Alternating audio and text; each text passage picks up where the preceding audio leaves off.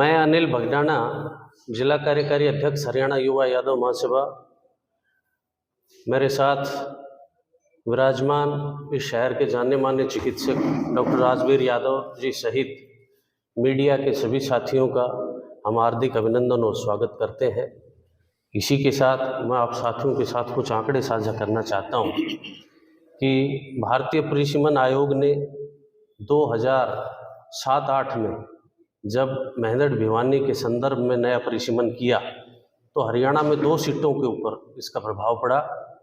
फरीदाबाद को विभाजित करके गुड़गांव को अलग लोकसभा सीट बनाया गया और भिवानी और महेंद्रगढ़ को मर्ज करते हुए मेहंदड़ भिवानी के नाम से एक लोकसभा सीट का गठन किया गया।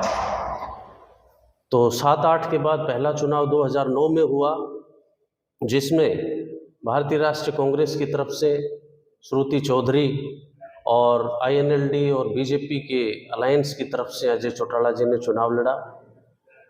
2014 में दोबारा से लोकसभा चुनाव हुआ, जिसमें भारतीय राष्ट्रीय कांग्रेस की तरफ से श्रुति चौधरी भिवानी जिले की निवासी और जाट कम्युनिटी से संबंध रखने वाली नेत्री को दोबारा से कांग्रेस ने टिकट दिया।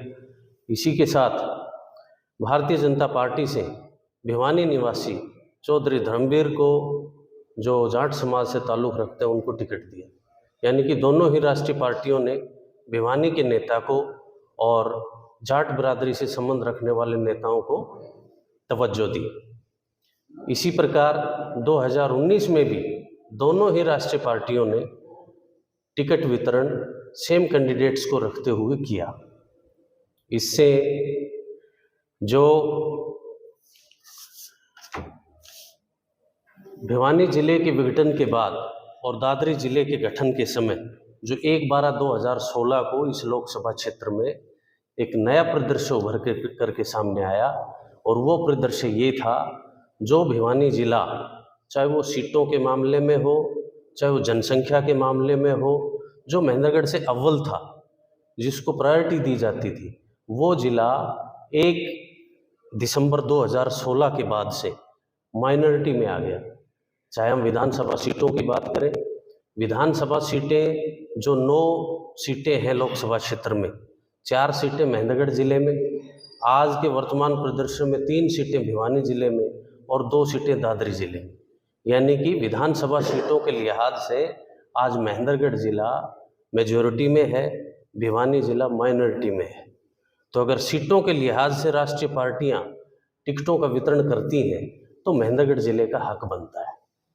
तो हमारी तो दोनों ही राष्ट्रीय पार्टियों से, एक हरियाणा युवा यादव महासभा का जिला कार्यकारी अध्यक्ष होने के नाते और शहर के प्रतिष्ठित चिकित्सक और यादव समाज के संगठन के बहुत ही सम्मानित सदस्य होने के नाते हमारी तो यही मांग है दोनों पार्टियों से कि यदि वो जाति के आधार पर टिकटों का वितरण करना चाहते हैं तो सबसे मजबूत जो जाति उभर करके प्रत्याशियों के रूप में आएगी वो यादव और अहीर समाज होगा। दोनों पार्टियों को इस समाज को टिकट देनी चाहिए। यदि वो क्षेत्र के हिसाब से टिकटों का वितरण करते हैं तो महेंद्रगढ़ की 36 बिरादरी में से किसी भी मजबूत नेता को, जिनके ऊपर उनका ये भरोसा है कि वो टिकट निकाल सकता है, वो यहाँ से जीत दर्ज कर सकता है, तो किसी भी जाति के किसी भी नेता को यहाँ से टिकट देने का काम करें। महेंद्रगढ़ जिले के लाखों मतदाता विजयश्री दिला करके उनको बड़ी पंचायत में भेजने का काम करें। मैं ये बात स्पष्ट कर देना चाहता हूँ कि हमारा किसी भी कम्युनिटी को लेकर के ये विचार नहीं है कि किसको दिया जाए किसको नहीं दिया जाए।